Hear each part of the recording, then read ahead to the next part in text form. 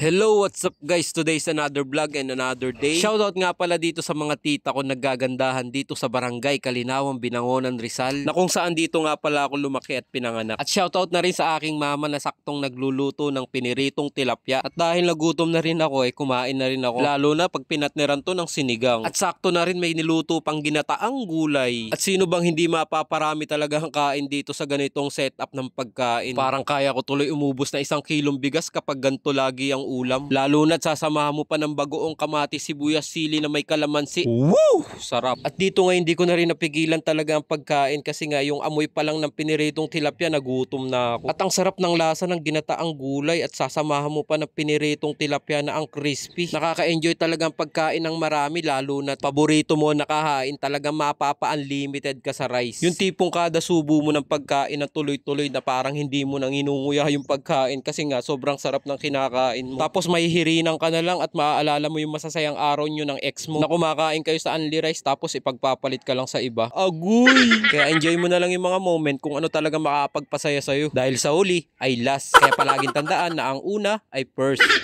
Dito nga ay napaulit talaga ako ng pagkain kasi nga sobrang sarap ng luto ng aking mama sa ginataang gulay tapos sasama mo pa ng bagong pritong tilapia. Dahil dito talaga sa lugar ko ang pangunahing pinagkakakitaan talaga ng mga tao dito ay pag-aalaga ng mga isda. At kung ikaw naman ay nag-aalaga talaga ng isda dito, hindi ka talaga mamumblema sa araw-araw na pang-ulam mo. Dahil kung namumblema ka sa pang-ulam, isang palaot mo lang solve na ang araw mo. At dahil dito nga ako lumaki, dito ko na nakagisnan yung mga ganong pamamaraan. Makwento ko na rin sa inyo dahil nga dito ako pinanganak at dito ako lumaki. Dati talaga hindi talaga inaabot tong lugar namin ng mga sasakyan. Bangka lang ang tanging transportasyon na makakapunta ka dito sa lugar na to. O maglalakad ka sa bundok kabilang baryo papunta dito. Kaya simula nung nagawa na ng karsada, marami na nakakapasok na sasakyan na dating hindi naman napupuntahan. At dahil nga natapos na ako sa pagkain at sobra na ang aking kabusugan, salamat sa aking ina at ako'y nabusog sa niluto niya. Paglabas ko nga ng bahay, nakita ko kagad si Harold. At agad ako nasilaw sa kamatyohan ng kanyang pangangatawan. At dito'y nakita ko rin si Dong na nag-aantay ng kanyang pasahero. At sa kabila naman ay si Raymundo. At sa kabilang dako naman ay si Pag-ibig. At si Recum ng Junior Forces at si Kapitan Larry. Isama nyo na rin si Junior yung nakahiga dyan na heartthrob na nasabing lugar. At si Paring Weng, mga riders ng lugar na patuloy na iniingatan ang kanilang mga sakay. Shoutout na rin sa mga barangay tado na nakadistino sa eskwelahan. At ang muse nga pala ng Kalinawan na si Marian Rivera aka Tukne the Great. Shoutout sa inyong lahat and see you on next vlog.